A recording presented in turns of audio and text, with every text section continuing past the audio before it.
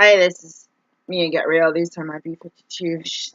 I call them my B-52 pants. They're new with tags. I should have sold them on eBay, but they were my style. The biggest thing about these are like nylon. You got my orange bracelet, which I haven't worn in a long time, and snarly nails or dry skin on the hands. So it's really bad in the winter. And you touch the pants and you're like getting pulls and runs. And I didn't. These were these. I had a pair of pants. Was it these from the Goodwill new with tags? And they were like the tag was like $69. Was it these? I don't know. Doesn't matter. I got this purse at the Goodwill, new with tags. I could have sold it. God told me, in my heart, you buy this purse, and then I showed you guys the banana. I'll show it to you. Banana purse, and don't ever buy another purse. It'll look great. I'm gonna be making everything. Yesterday, I received a package, and this cord doesn't work. I have to fix it. For all my jewelry, and it was CB radio, and I already got a couple clips from what is the Dukes of Hazzard for my daughter to watch. She wasn't paying much attention. I got my watch. Everything's connected. I have my watch. So I won't be able to wear the orange bracelet. This is what I typically wear if I'm not working my food job. I like the watch. The battery just got changed. Should be working now. I love this one. It doesn't work that well. The light doesn't work. Shoot, the battery's dead. I just got this changed last week. Oh no, guys, what happened?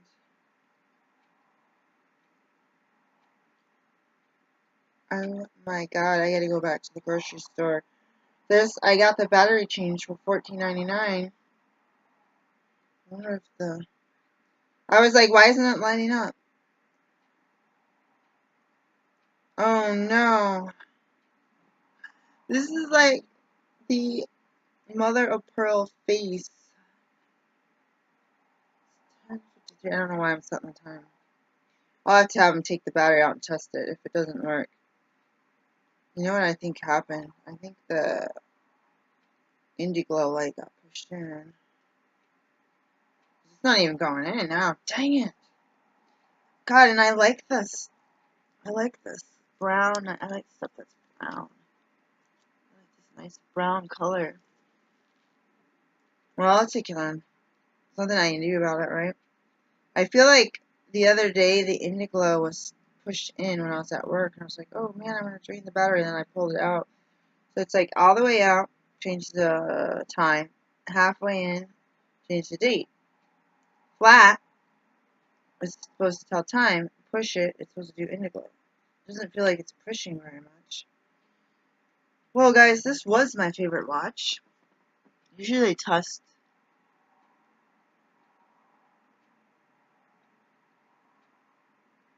the battery. Maybe they broke it.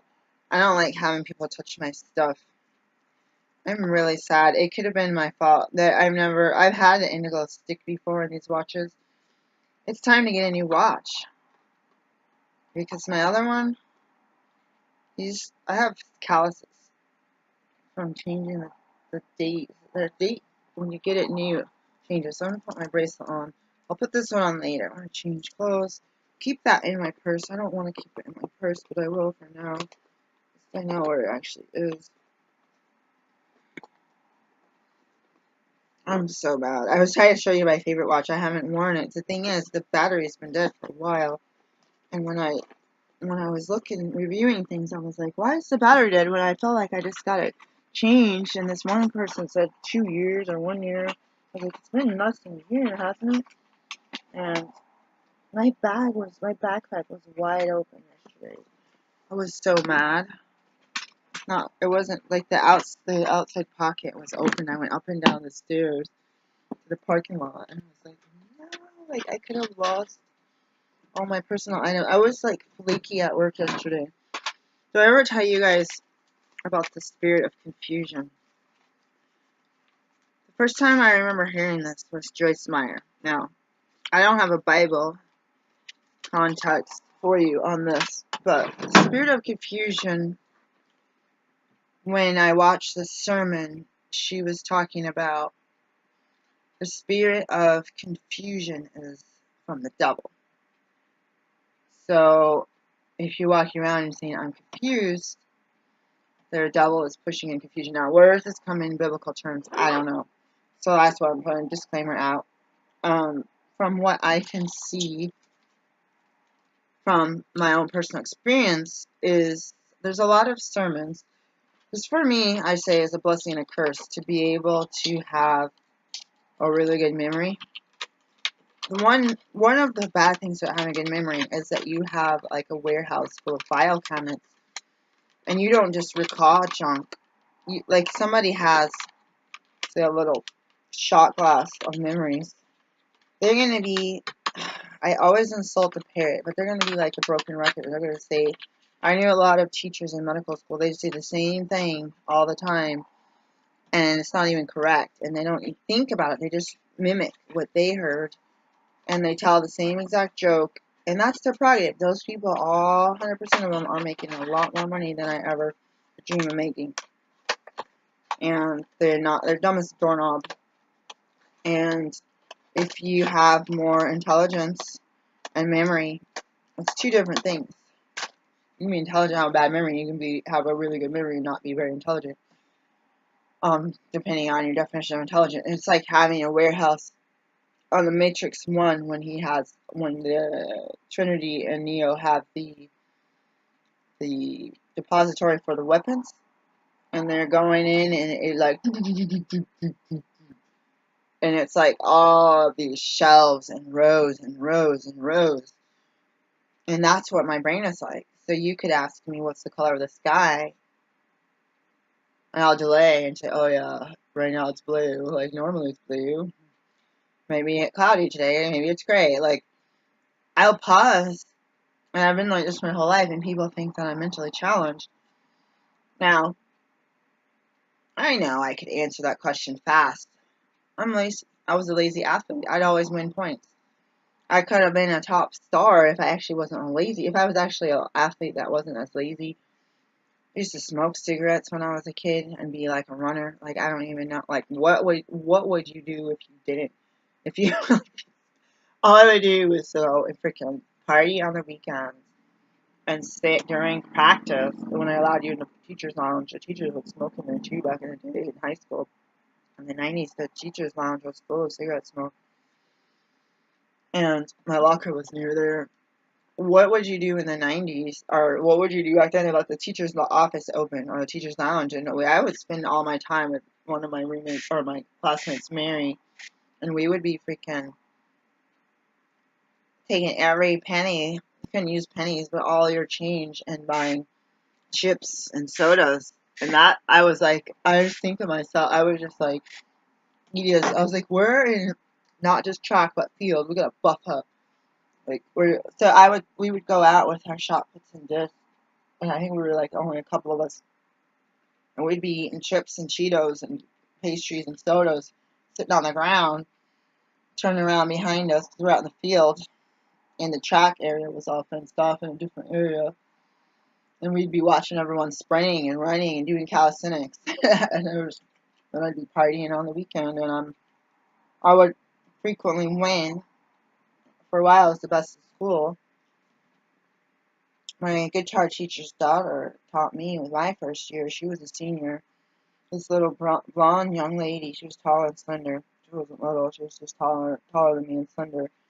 She taught me how to do discos. And after she left, she always won, but there was only a couple of us, so she taught me everything. And then I was pretty much getting all the points for our team doing shot put and discus. Discus was more in the fence. Discus was out of the fence because you needed that big field over there. We had a lot of land in my high school and all my schools. Two schools were downtown. They didn't have as much land, but they had plenty of land compared to stuff around here. Around here, actually, it's wealthy that things have more land. I said the schools went to parks and stuff out here in Oregon. That stuff smells so good, and I have a problem with it. I just want to breathe. Anyways, our shot put was inside next to the high jump, and then also way on the other side of the track, behind the bleachers. Was it behind the bleachers? It was the running long track. And I was also a runner. I should have done distance. I train in distance. Everyone had to train pretty much, but I was like so want to do distance. I was good. I was really good at 2 mile runs. But again, I would do it really fast through the woods, and when I got out of the woods, I was so bored. I gotta go get some more nuts. I'm so hungry. I ate like all the nuts I bought yesterday and the day before. So, the spirit of confusion, from my point of view, I go into the grocery store, and especially when there's really old people, and people are just like there'll be old people that they're pushing their cart, and you'll walk back and forth for 15 minutes looking for stuff or going to buy stuff and bring your cart back and go put your cart away and come back to my food cart. There'll be these guys or these women that just stop. They're walking along looking like they're looking at a list or something. They just stop their cart. They got dairy and meat in there, and they'll just look straight ahead, and they won't move. And they're like in the middle of the aisle for 15 minutes, like in the busy aisle, not just on the side waiting for their wife or something. Like, sometimes they are waiting for some, but they're just like, they don't move. You feel like they're got rigor mortis or something. You're just like, wow. You'll talk to certain people. There's an older lady. I was like, how does she do her job? This one guy's like in the store as a vendor several times a month at least, and talking to this lady about the product. He always does one brand name, whatever. It's 2 different names of the product. And this lady's like, "Oh, I've never talked to you before. What are you doing here?" And he was like, "Oh my God, like I've been talking to this person for a year." And so I don't talk to that lady. I don't ask her for help. And her boss is younger than her, and she cannot help me. She's like, "Oh, we don't have that product anymore. Oh, we don't carry that product." And then I'll be walking around and find the products and set up my cart, and they're like, "Oh, where'd you find my product?" I'm like, "In the store where it's supposed to be." Like, and it's really weird that I will be lazy sometimes. Talking about lazy, people say, "Excuse me, miss, can you tell me the rice is?" Like, I don't know, I'm just a vendor. Like, if I'm behind schedule, I had to do the work I paid for, not point you to rice for every other person, their brother, wear band-aids and, you know, female incontinence products and all this stuff. And I'm like, and some people don't bring their glasses. They're like, "Young lady, can you come over here and read this? I can't see the labels. Can you find the coriander or whatever? Like, I can't read it." Like, "Oh, yes, ma'am." Well, 99%, I was going to say 0.9, 99.1% of the time, I help people. But then I'll be like, "Dude, my company's going to come in and be like, why aren't you set up within an hour, within 15 minutes?" It's like, because I've been walking around the store trying to find electric bug zappers, like fly swatters. Literally. Oh my God. If I don't want to walk around, I get on the app, and I'm like, my phone and the internet's so slow, I might as well just walk. And then I end up saying, "Oh, I don't know where it is. Sorry, ma'am, I'm just a vendor. I don't work here." That 0.9%. And then I'm like, they're like, "Ma'am, you vendors always know. Like, you guys are the best at finding things." And I'm like, "Ooh, burn." And I'm like, "All right, what's that stuff? That almond paste stuff. Here's your not Marcan. Marcan. No, not Marcan. Marmot. You know what I mean? It starts with an M. I'm like, "Oh, here's your Marma, whatever stuff. They're almond paste something. I don't know. Is it German? I don't know what it is." Yeah, you're right. I do know where it is. I liar. My neighbor always say that. I liar. And I'm like, let me pause you. I gotta get something to eat. I lost 2 bananas this morning. I broke a vase. I dropped my groceries on the ground yesterday. I bagged them up. I can't blame anyone for they had a cold pressed juice at the store. I did a demo on it, and it went so fast, I didn't even get a sample. I never take samples. You're not supposed to, but sometimes they tell us if you want to know what it tastes like, so you can tell a customer when you have your lunch break, you put your little cup and put the drink in there and take it in the back and drink it or whatever. And I did that once with water. I had a stomachache and I was never like, I had kale stuff. Oh God, I wanted to eat the kale. And because I do a special diet. And so I have never tasted my samples. This is like the second time. Actually, I didn't taste it. I bought it for myself. So I didn't actually taste the sample. But I did that one time with the water because I was about to like pass out. I must have left my water in the car or something. Let me pause you. Oh, it's 15 minutes. Bye. Going to get some nuts. Bye-bye.